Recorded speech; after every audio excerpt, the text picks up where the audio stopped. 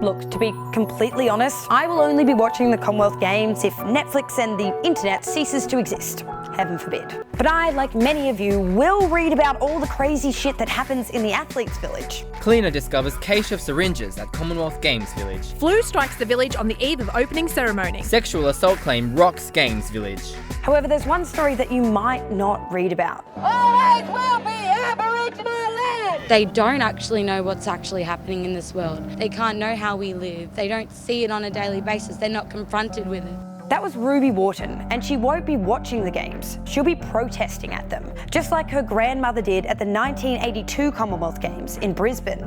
They were threatened with weapons, they were beaten black and blue, and they were thrown into a paddy wagon. Yes, it's true. People have literally put their bodies on the line over the Commonwealth Games. In fact, the Commonwealth Games has a long history of protest and serious backlash. In 1934, South Africa tried to bar non-white people from competing, which, to be fair, didn't go down too well, and the whole thing was moved to London.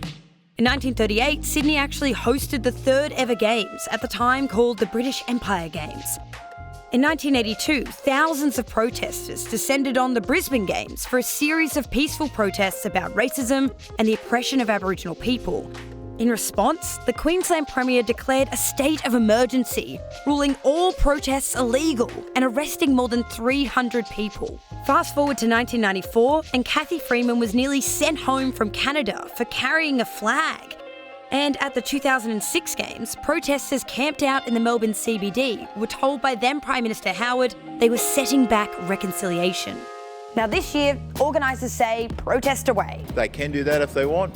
Whether that helps their case or not, I'll let Australians make a judgment about it. But why do Indigenous people keep protesting when the government reacts with violence or, at best, ambivalence? Well, because for many people, the Commonwealth equals colonisation, and the impacts of colonisation are still being felt today in our life expectancy, our education, in everything. These games give us a rare opportunity to talk about that with the whole world watching.